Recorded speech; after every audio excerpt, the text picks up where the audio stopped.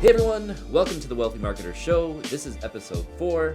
I am your host, the Wealthy Marketer himself.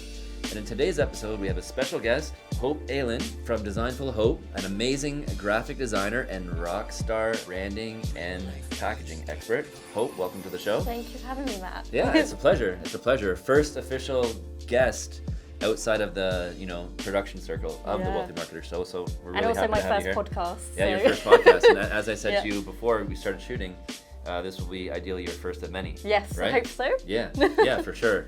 Well, you're an amazing person. You're a talented graphic designer.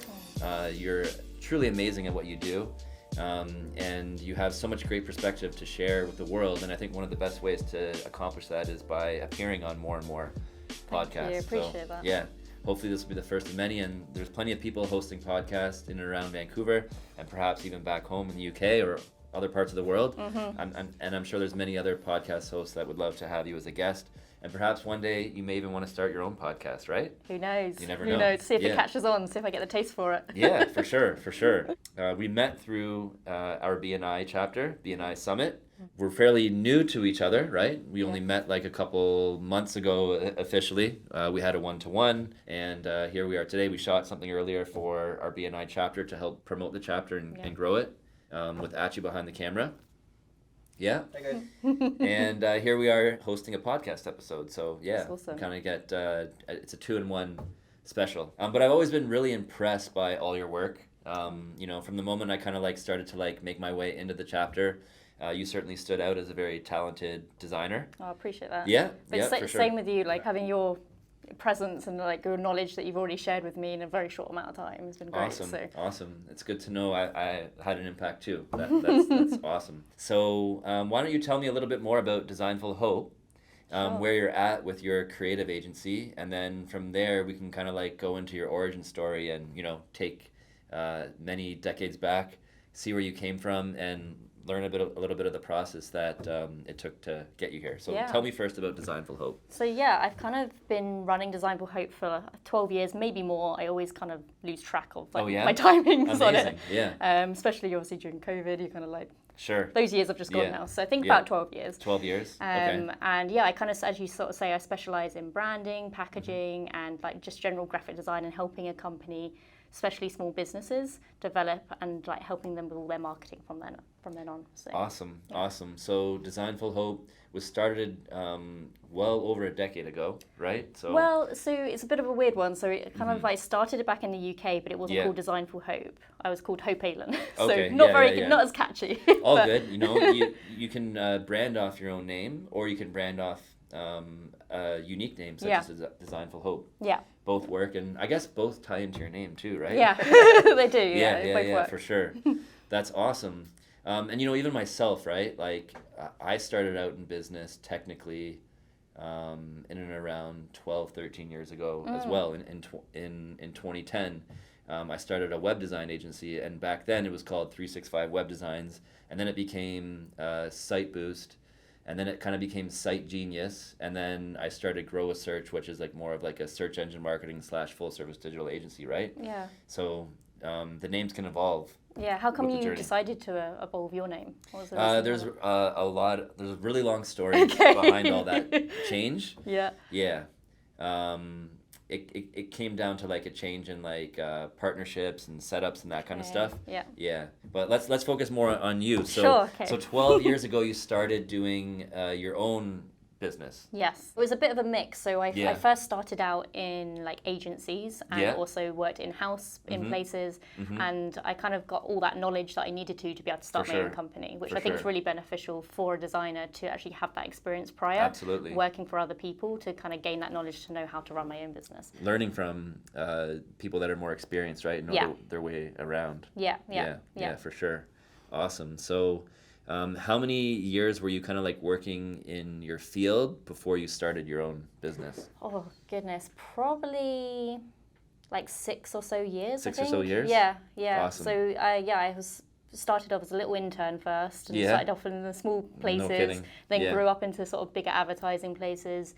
And I think it's just really good, interesting perspective to work in like places which have like 150 to 300 people to then working in a small in-house company that has like 30 people. There's so much different knowledge that you can gain from those different sort of size companies. Yeah, you're pulling from two different ends of the spectrum, right? Yeah. Which are both important. Yeah. Yeah, definitely. Like even myself, like I've worked for, you know, when I first started out, I started out in print for like a small 10-person print marketing shop, right? That was my first job out of college. And then after a year or two working in that company, I decided to go back to university. I went back to university, and when I was finished university, I ended up with a publicly traded company with like hundreds of employees, right? Yeah. So you certainly learn business from two different ends of the spectrum, and they're two completely different animals, right? Yeah. But both are super important. They can have such a profound impact on shaping you and your career and who you become in whatever you choose to do, whether it's your own business, whether you choose to, you know, follow that kind of like corporate career path. Both have a positive impact and are meaningful. Yeah. So what inspired you to go from, you know, working the 9 to 5, from, you know, different agency environments to client side? What inspired you to then take that leap of faith and go into business for yourself?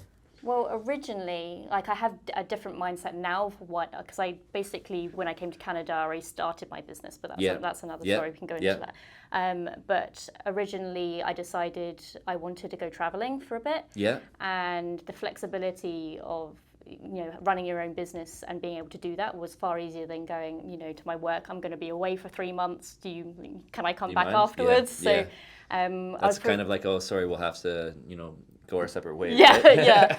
And I'm without a job now. For sure. But basically, I was presented an opportunity by a company, and they said, oh, you know, we need a freelance designer for 3 months. Would you want to help us out? So I did 3 months worth of freelancing before, so set up my own business. Yeah. And then I was able to go traveling, and then I was able to then start it back up again quite easily when I got back. So amazing. Good for that you. was the good push, and it was kind of like, it wasn't a very scary one at that time. I think I was much younger and naive and didn't really know what I was doing. No kidding. But I think you know, having that naivety on my side helped push me into my own business. For sure. Yeah. And you made it work, right? And I made it work. And at least you had one steady client that you could kind of like. Totally. Yeah. And I think all my like contacts that I had made in like the advertising companies, in the other in-house companies I had, I also had them to fall back on when they needed someone, which I always did. So got it. Yeah. So did the flow of work start to kind of like come in smoothly? Were you able to kind of like balance the traveling with the steady flow of work and having cash flow come in to, you know, feed your travel adventure? Yeah, definitely. Yeah. And I was actually really shocked because I kind of thought when I got back, I would just be struggling to find somewhere, and I might have to then go and find a job again. And I had that sort of panic and that fear. But it just, you know, things just seemed to line up. It was a company reached out and said they wanted me, and I was like, oh, I'm not available for another month. And then, you know, I just end up working for them a month later. So amazing. So it was a big risk that you took that paid off. Yeah. You got 100%. An amazing travel experience, probably life-changing. Oh, yes. Right? Yeah. Yeah, for sure. Yeah. So why don't you walk me through, before we go to your kind of like origin story and like dig into your early UK roots, why don't you just walk me through like what it was like freelancing and traveling? Like, what was that mix like, and like what was the experience like? Dig a little deeper with me on that. I just love that freedom of being able to just work from anywhere. For sure. And I think that's just an amazing benefit of what I do. Definitely. However, like saying that, I still do battle to this day of being able to have that fine balance of having my leisure time as well as having time where I'm meant to be working. And having that, you know, breaking those apart is very difficult still. So it's something I'm still trying to process and work through. Yeah. You'll figure it out. Definitely. Do you think you figured it out? Some days yes, some days no. Yeah, but certainly like a big part of being a wealthy marketer is having freedom over your time and place. Yeah. And being able to do what you love from anywhere in the world. Yeah. Right? Do you have any tips to be able to say, like, this is how I'm able to switch off from work and be able to then enjoy that pleasure time that you've earned so rightly? I guess it just depends, right? Like, okay, so for example, with me, at one point, I traveled with my family from Toronto to Vancouver. We relocated from Toronto to Vancouver, and we went on a 2-week road trip, right? across the country and made an adventure of it, right? And that whole time, I didn't even tell any of my clients that I was moving across the country. Maybe like one or two, and then as I kind of like went more and more across the country and started to get more and more settled, I let more and more people know, right? So with that, it was just like pure like hybrid, you know. It was kind of like I was having kind of like 4-hour work week kind of weeks in that adventure, right? Yeah. And I'm not doing all the work either, so you know that also helps. Like I'm doing some work and I'm project managing, and I have back then I had contractors, right? So I was able to kind of like leverage the time of other people that I work with to pick up the workload. Gotcha. Right? Yeah, that's helpful. Yeah, then it makes it easier because work is still getting done whether I'm there or not. Yeah. Right? Yeah. But yeah, I think it was just kind of like free flowing and being able to like work out of the hotel when the time came, maybe putting in at least a couple hours every day, in some cases more, right? And then prioritizing that adventurous stuff during the day. Yeah. Yeah. With And family were you able to switch off quite easily? Yeah, reasonably. Okay, reasonably. I need to dig deeper at some point with you on that because I need that. Yeah, and you should work on that this year. That would be one of my main goals, I think. Is you should always make time for travel and adventure. Oh, right? for sure. But what I respect about the fact that you did go on a 3-month trip and you freelanced the whole time. Yeah. Right. So let's go back to the airport. Okay. So you pick up this freelance gig. Yeah.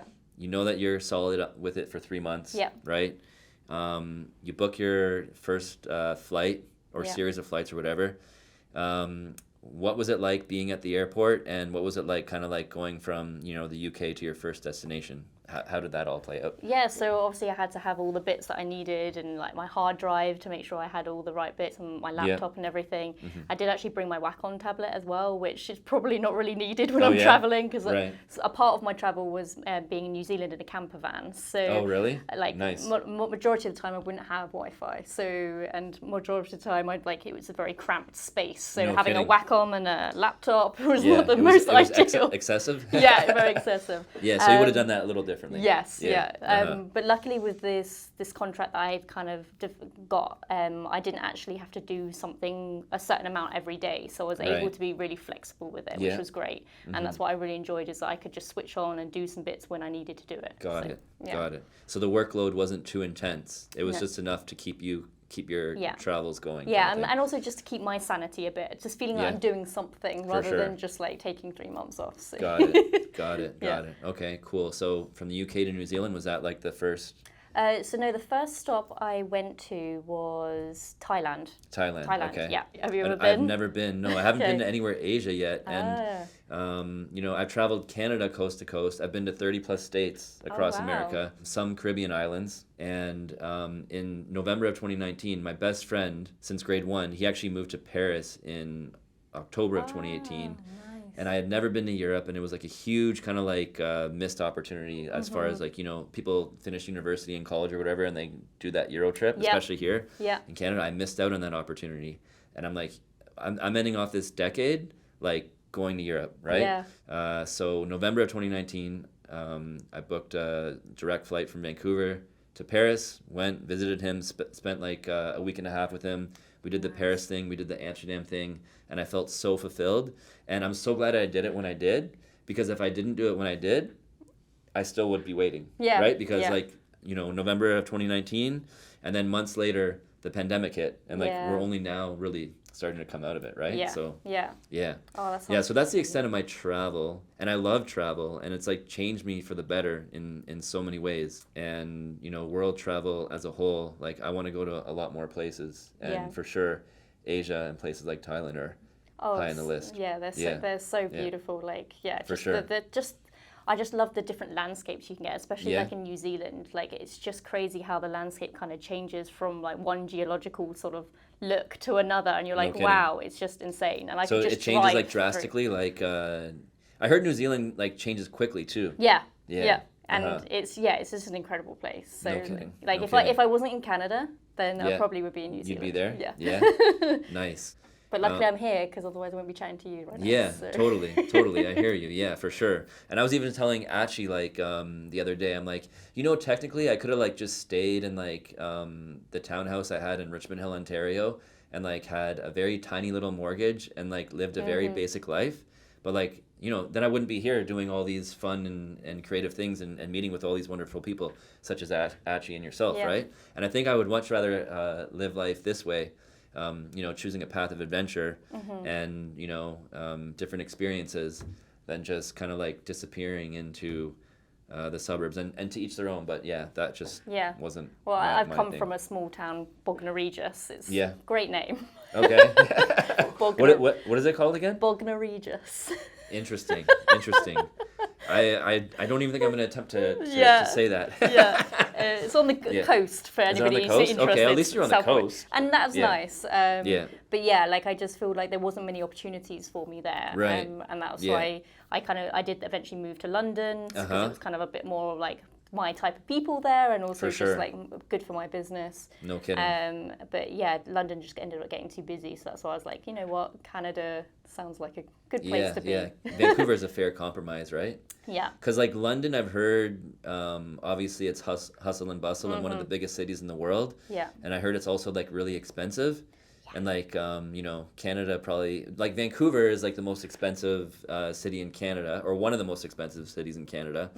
But I would imagine, I wondered, like, how does it compare to London? Is it like... I was just swapping out one expensive city for another, to be honest. Is it? They're just as expensive? Like, equally expensive? Groceries are more expensive in Vancouver than the UK, but generally everything else is kind of like on par, to be honest. So it's like out of reach and you got to be rich. Yeah, yeah, pretty much. Yeah. But cool. what I love about Vancouver is just I feel like the life and work balance is so much better here. Definitely. And that's kind of what I wanted. Is that London was just everyone's working and everyone's like, then it's switch off and then straight to the pub. For sure. Which is a great thing. I love the pub. Yeah, I wouldn't mind that myself. But like I feel here, I want to experience that actually. I gotta get to London. The pub scene is great. I love a good UK pub. But yeah, awesome. What I love about Canada is that I can decide to go to a pub, or I can go into the mountains and go skiing, or I can go like on a walk somewhere, or I can go to the beach. It's just this totally, and you can do it all within the same day. Yeah. Which is amazing. Definitely. So that's why I was like, Vancouver sounds perfect. Yeah, I think you picked a good place. And, you know, I've said this many times before on this podcast and to everybody I know. If there's anywhere I could choose to live in Canada, it would be here. Absolutely, like 110%. Like, I'm really grateful to be here because this is certainly a special place. And the backyard that we have access to is magical, to say the least. Yeah, it really is. It just, like, I feel like it's healing. Yeah, it really totally. is. Yeah, for sure. I feel even like more spiritually awakened since coming here too. Yeah. And I came to Vancouver in part to do healing, right? And I honestly think that it's had that kind of impact that I was hoping for. Yeah. Well, like, I came over here originally, like it was a bit of a mix. I had a breakup, so I was like, you know, I want to go somewhere that I can kind of like deal with that and process that and go away from that. Good for you. But also I was like, my friend just, you know, basically gave me this opportunity. She was like, oh, I'm thinking of moving to Canada. Do you want to? I was like, you know what? Like, I'm not really doing much else here. Like, I feel like I want to live and experience moving somewhere else and go abroad somewhere. Yeah. So I thought it was just a perfect opportunity to kind of break my ties from the UK and come on over. And Brexit was happening at the time, so... Oh, yeah? It was a good time to exit. Yeah, it really was. For me, anyway, not for Brexit. Right. Awesome. Yeah. Cool. So did you come here with a friend? Is that the kind of deal? Yeah. That's good. So the two of you kind of like went on the adventure together. Yeah. So she was really great. She came over here probably about 2 weeks before me. So she did all the admin side of things of like finding us a place. Oh, and, like, learning everything, what she needed to do, getting your SIN number and all that sort of stuff. So she was technically the guinea pig. Yeah, she was the guinne pig, and then she taught me everything. So I had a really easy ride into Vancouver. Nice. That's a good setup. Yeah, for sure. Take me back to 3-month adventure. From I just need to remember some from of place to place. Oh, really? Yeah, it's like on. I so have long ago? such a it was really long ago. Like it makes me feel really old thinking how long ago it was. Yeah. So Thailand, and then went into Cambodia. Then went through to Vietnam, then flew over to Bali. I've heard good things about Bali. Bali is beautiful. And from Bali to... Couldn't have been New Zealand. It might have been New Zealand. Yeah. Oh, good. Okay, yeah. So then cool. So then New Zealand, and then you travel New Zealand in a camper? Yes, in a camper van. And nice. Such a great experience. Like coming back from that, I actually like realized just how much I didn't need material things. Yeah. Because I was able to live in this camper for, it was like a month and 2 weeks, I think I did. And, like, so I went from north to south, New Zealand, and I was able to just live and work in like the small amount of clothes that I had. I didn't have a lot on me. No kidding. So I think like I learned a lot that, you know, I don't need as many clothes. So when I got back home, I was like, I didn't really need all these things that I have. So I kind of cleared a lot out based off that travel because I just... Amazing. So it kind of like inspired you to become a minimalist to some degree. Yeah, definitely. Yeah, and awesome. Also realized like I could happily live in a camper. Like, no kidding. I think it would work, and it works with, you know, my career because I can just work from anywhere. For sure. For sure. I think it could work for me, but definitely. Yeah, I've now got used to living in a bigger place, so I've reverted again. Have you? Yeah. Yeah. Maybe like a hybrid kind of thing, right? Yeah. Yeah. It would be interesting to experience that living in a camper. Obviously, you gained a different appreciation for life. Yeah. Right? And probably for the better. Yeah. I've adopted minimalist kind of like principles too. Yeah. When I was living back in the Toronto area, the suburbs of Toronto, like I had the Canadian dream home. Right? And it was just so much, it was this nice house that was like hanging over my head and so many and a fair amount of possessions in it, right? And a fair amount of like a commitment with upkeep and things like that, right? And it felt really heavy. I felt like not so free having it, you know? And then letting it go, and then being able to focus on business and then adventure and just living a more simple life. I feel much lighter and much more happier a result. Yeah, I've always kind of thought I just don't need like a massive big house with everything. I think as long as like I'm able to kind of, as you say, travel and be able to just be happy in that. I don't think you need a lot of things for that. So definitely, yeah. I think happiness truly comes from surrounding yourself with good people. Yeah. Living in a good spot on earth, right? And then, you know, being free to get out there and enjoy what the world has to offer, right? Totally, yeah. Tell me about like what it was like growing up in the UK, and then how you managed to find your way into your graphic design and communications program. What college or university did you go to? How did you get your start with your career? Yeah, so I kind of grew up in rural Surrey. Okay, yeah. And yeah, kind of just out in the sticks of nowhere. So basically, yeah, I absolutely loved it there. There was these woods across the road, and it was just where I would always kind of like grow up and play, and it was just it's my calming place now. Yeah. You know, when you go to your calm place, that's where I go, because it's just the woods across the street. Yeah, and it was just. And you would play there with all your friends. Yeah, like, just be in there like all day kind of thing. Yeah, and it was just absolutely beautiful, like covered in bluebells, and bluebells are my favorite flower. Absolutely love them, and just like seeing my ginger cat diving in between all the bluebells and going through it. It's just an absolutely beautiful place. So awesome. So was it like country, or did you grow up in the country? Yeah, country. But I would travel in for school, so it would be more of a city. So I would go into school. So it was a bit of a long journey. So travel by school bus, or like would you get a ride? My mum would take me. So my mum was my reception teacher. Oh, okay. Yeah. so you guys are going to the same place all day, kind of thing. Yeah, pretty much. She could keep tabs on you. Oh, make sure you're a good student. Oh, right? yeah. I had to be a good student because she knew all the teachers, so the teachers knew me, so I couldn't get away with anything. No kidding. I was a model student. Awesome. You know what's funny when you say that? My son, we just got his report card yesterday, and like the description, I couldn't even believe what I was reading. I'm like, this boy sounds like a model student. Like he's like the dream kid. Oh, that's amazing. Yeah, it was pretty cool. So you must be so proud. I'm proud, proud, and I feel lucky. Yeah, you know? Yeah, for sure. So you were a model student, okay? Yeah. And your mom had a factor in that. I like to say I believe my parents have raised me particularly well. Yeah. And me and my brother. Awesome. And yeah, they've had like a big impact on my life, for That's sure. good. And you have a good relationship with them? Oh, yeah. Yeah? Yeah, definitely. Awesome. Yeah. Awesome. Have they come to visit you here in Canada yet? Yeah. Yeah? Yeah, they came over when I first sort of moved out here.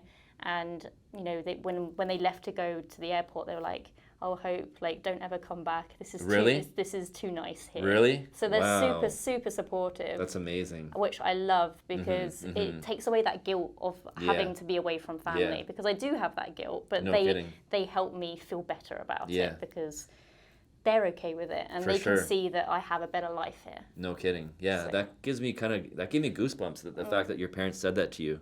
That's very like supportive of them. Yeah. And it kind of like hearing that from people that are from, you know, another part of the world. Is really a testament to like how blessed we are to call Vancouver home. Oh yeah, for sure. Yeah. And like if they could move here in a heartbeat, I would like, that would be amazing. Because that's the only thing that is missing from Canada for me. Yeah, is just that my family family gatherings and being close to each other. Yeah, for sure. Well, hopefully they'll be able to visit you more often, right? Yeah, all the things are lifting now, so hopefully they'll be over soon. Definitely. Were you doing creative things like growing up in elementary school and high school? Like, was art like one of your strong suits? Yeah, so I'd always, like, instead of taking my lunchtime breaks, I would always go into the art class and do stuff. Yeah. I'm not surprised. I knew it. I was just one of those people that I always wanted to get ahead of my art projects. Oh, yeah? And whatever I was doing, so I'd always be, like, putting more effort into those. Awesome. Even got me into trouble a few times back in like, sixth form, where I wouldn't turn up to my registration because I was too busy doing my art stuff. I was like, I'm not going to go and register like and say, hello, I'm here. Like, I'm clearly here, but I'm just doing the work. I'm not going to waste 30 minutes registering my name when I can do 30 minutes of art. You're committed to your passion then early on. Yeah. Awesome. So you found your passion early on in life to some degree. And it was kind of a bit of a struggle, because I kind of like grew up thinking, I needed to do something that wasn't creative. Like, I always felt like I maybe needed to be a dentist or a doctor or something that I knew I was Society has expectations, you know, stay away from the creative stuff and go do these more normalized things, right? Like even my parents said, and they're super supportive, but they said, can you earn any money being a designer? No kidding. And even back then, it wasn't like they didn't really understand, and I, to be honest, didn't really understand what a graphic designer was and what they could achieve. And it was only through going through a course that I realised that graphic designer is a profession, and I can earn money and I can be successful in it. Absolutely, and you've proven that too, right? Yeah, you're doing amazing. And my parents are super proud of me, and they're like very happy that I didn't decide to be a doctor now, because I can't handle injections, so that's not going to work very well. Among so many other things, right? The fact that you got to go to like med school and such. Yeah. I wouldn't have made it the first day, so I would have fainted on the first day. I hear you. Yeah, being a doctor is not for everybody, right? Did you always know that what you wanted to do? Well, yeah, good question. So with me, growing up, like, I think I was always this creative person, but in my household, unfortunately, like, that was like overlooked. I should have gone down more like an artistic path. Like, I wanted to get a guitar and play a guitar young. It didn't happen, right? And like, I should have been like more kind of like art focused with school, because clearly like I had like an artistic flair, right? But then I kind of like was kind of like pushed more towards like maths and sciences, which I was terrible at, right?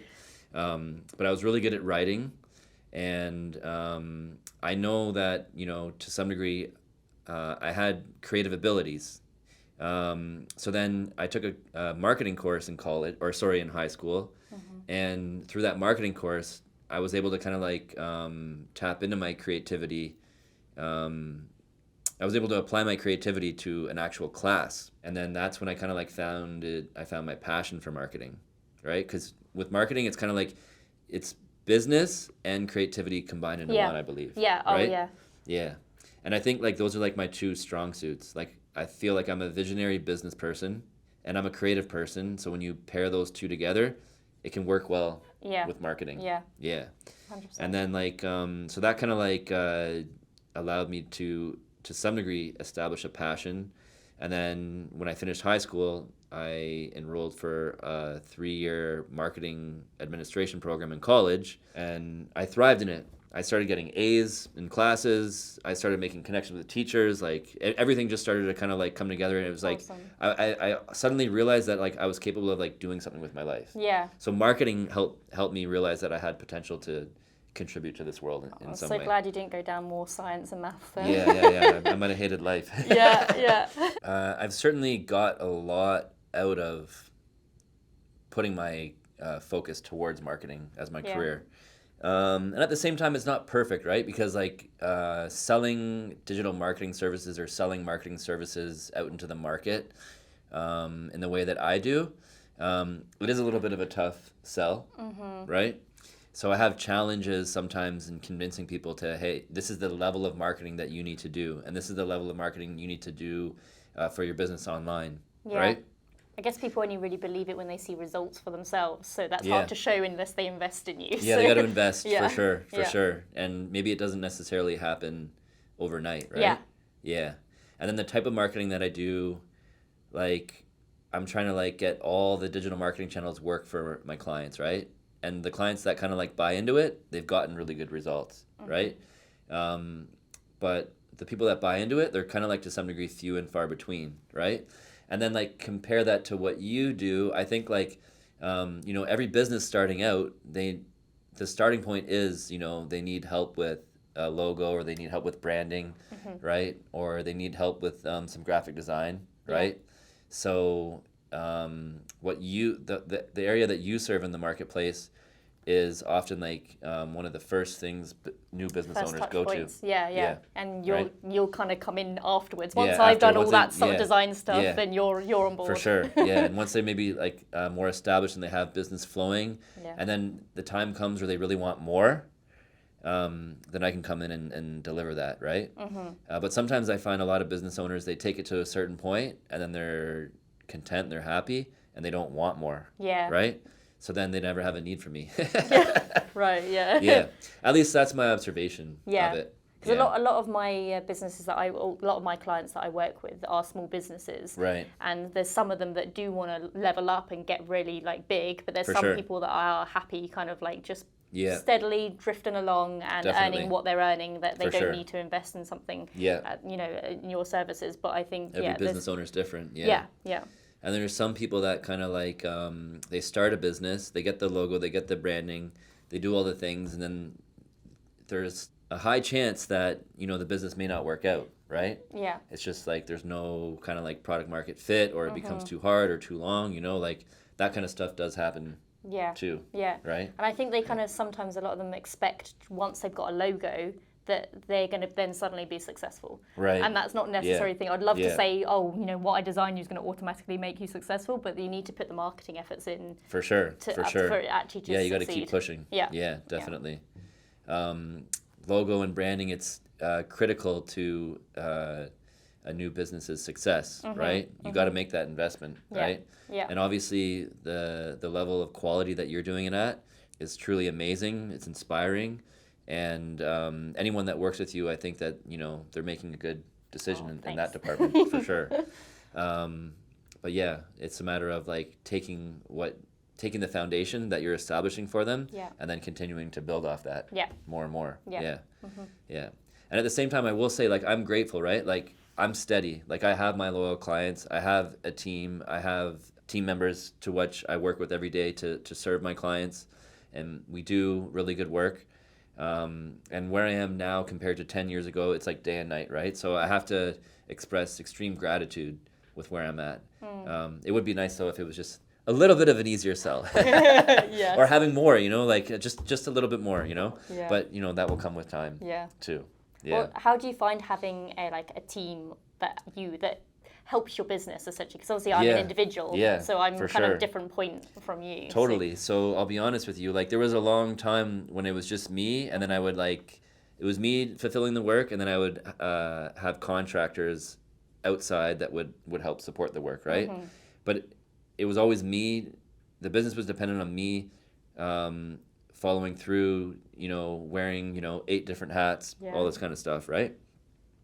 So after I moved my family from Toronto to Vancouver, and I kind of unloaded a lot of household responsibilities by not having a big house anymore, I was able to kind of like invest more into my business. And one of the best investments I made was getting my first full-time employee, right?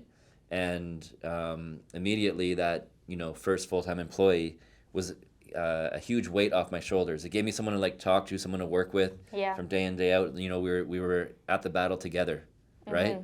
And then one thing led to another, and there was an opportunity to bring on another employee or another team member. I don't like to say employee. Another team member, and then another team member, and another team member, and another team member. Awesome. And now I wouldn't want to have it any other way, to be honest with you, because I feel like I'm not doing 8 jobs anymore. I'm maybe doing 2 or 3 kind of thing. Yeah.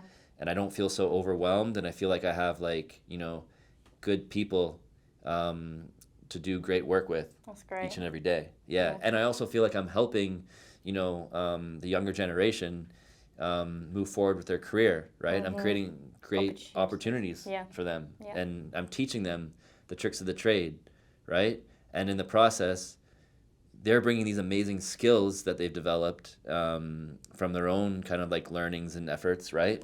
And we become stronger together. Yeah. That's awesome. So I'd highly recommend at some point that you take that kind of like leap and like bring on a team member. Yeah, I'm wearing so many hats. It's crazy. It's just like a big nervous first step. It's so nervous. Yeah, it's just so because nervous. You're like I'm only responsible for myself right now. Yeah. And having to bring somebody else on and being responsible for their paycheck, that's the nervousness. It's a huge responsibility. Brings it's scary. Yeah.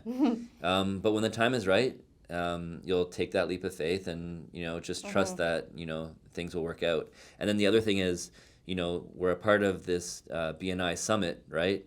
And there's certain people within the network that could support you on this and help you through it, right? Especially Adam Brown. The CPA of the group, have a one-to-one with him and get his kind of like feedback on when the timing might be right for that and how you can float that and make it happen in a way where you won't get into any trouble kind of thing. Yeah, there's so much wealth of knowledge in the BNI Summit group, so I'm really grateful to be part of that. And I'm grateful that you've now joined it, because it's just like so great to meet you and kind of do this podcast. So. Yeah, for sure. And we've been talking about doing other things. Like I have like a lot of different kind of like business initiatives that are brewing like behind the scenes. And I've kind of like walked you through like a couple of those, and we talked a little bit about maybe starting doing some logo design and branding work for the marketing center. So I'm looking forward to making that happen with you sooner than later. And honestly, there's many other logo and branding projects that I think we'll be able to work on. And hopefully, we can work on many different projects for the long term, for many years to come. And they sound like really great opportunities, not only for me, but just for you.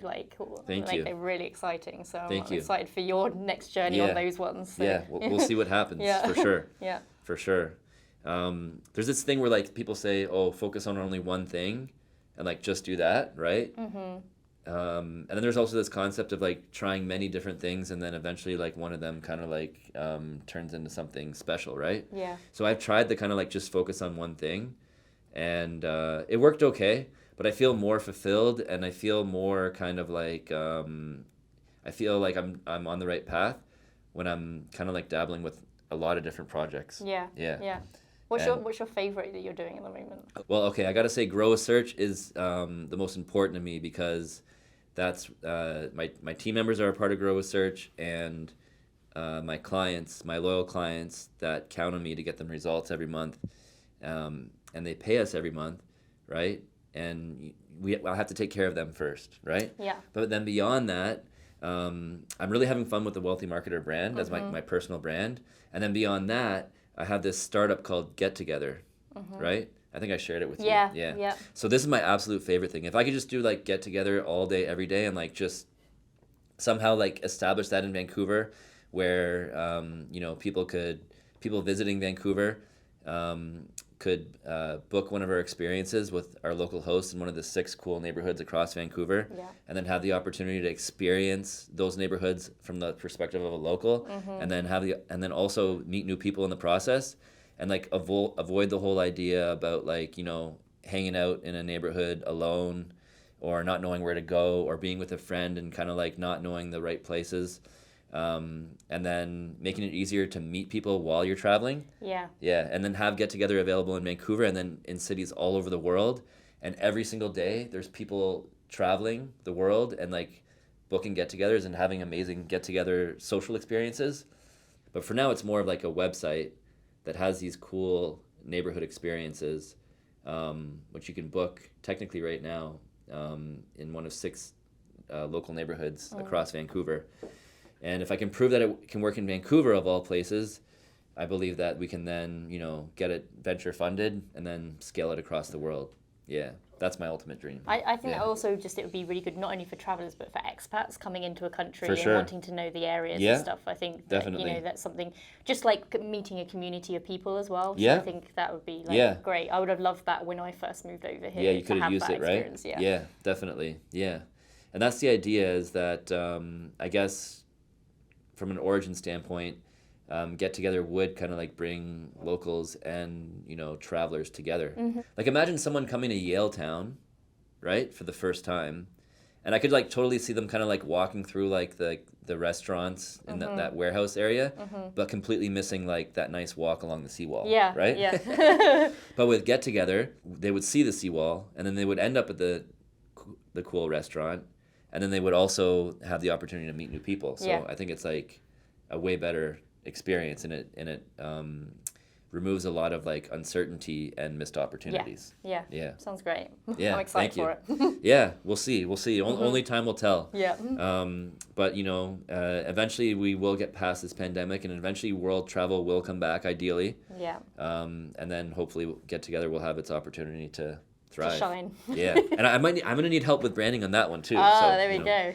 That's another one we can like add like high to the list. Yeah, nice. I like that. Yeah, for sure. So how long have you been here in Vancouver for? So I'm like I am with my business, I'm really bad with timing. So I came here in 2019. So what does that make it?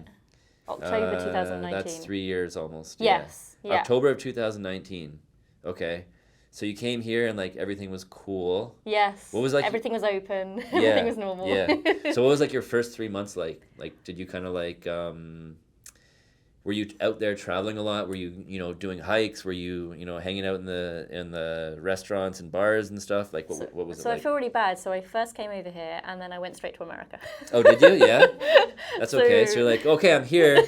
Let's get over. I was like, I have to the rest of the 2 years that I had on my working visa at the time. Got it. So you wasted no time. I was like, I'm just gonna go see America. I did a 2-week like drive and nice. So where did you go?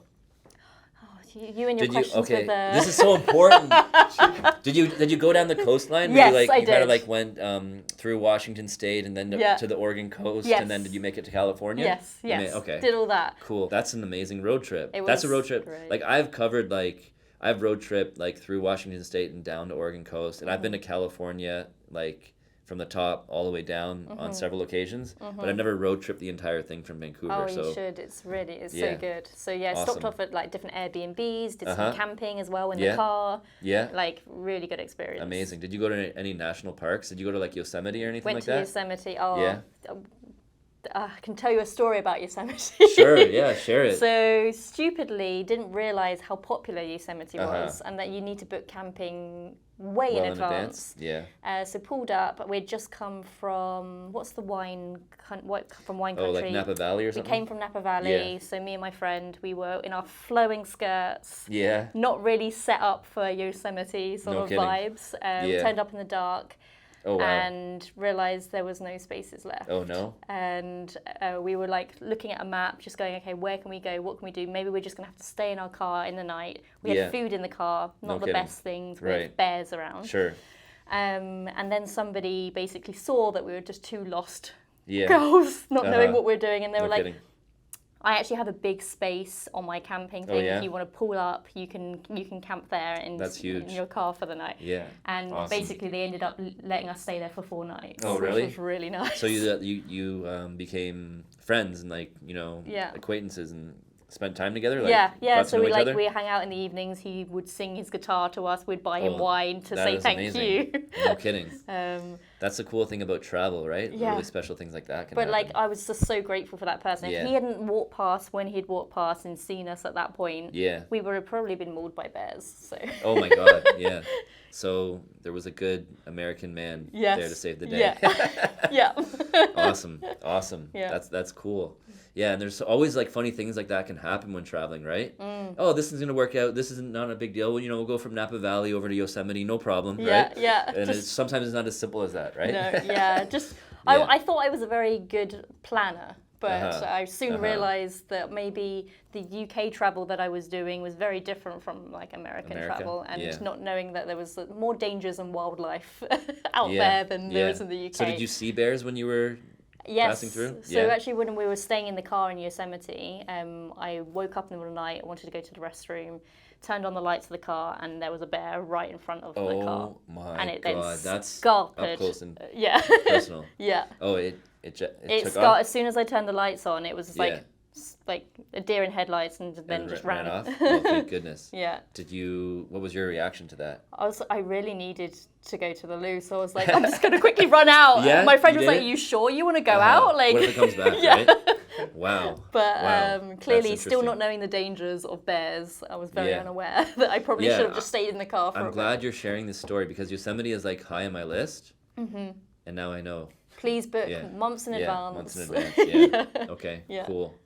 And then, how about Big Sur? Did you like pass through? Yeah, passed through there. Yeah, it was absolutely stunning, and loads of hikes around there, just absolutely beautiful. And we went around sort of autumn time, and the trees were just so beautiful, just all the colours imaginable. And I'd never known actually like colours like that before, because in the UK it's just like you either get green or you get red. Oh, really? But the whole yellow stage, it was just like absolutely stunning. Yeah. Awesome. So then did you go to other places in America? Were you able to get to anything else? Yeah, so we kind of did all like the big city stuff as well as the the nature stuff. But my favourite place of all time is what's it called? Crater Lake. Crater Lake? Have you been to Crater Lake? No, where's Crater Lake? Oh, it's just absolutely stunning. It's just basically the biggest lake I've probably seen in person, but I kind of wasn't expecting it, so I knew it was on my hit list because I researched before, and I was like, okay, Crater Lake, a lot of people were mentioning Crater Lake, I'll go and check it out. Thought it was just going to be something that was just like, oh cool, drive by, off we go, and ended up just sort of pulling over the hill and just saw this absolutely breathtaking mirror lake that was nice. It was just, I can't even just put it into words, just how beautiful it was. It actually got very emotional. I was just like, I've never seen something so beautiful. Like it's just absolutely incredible. I totally made the right choice in coming to Canada and being right next to America. Yeah.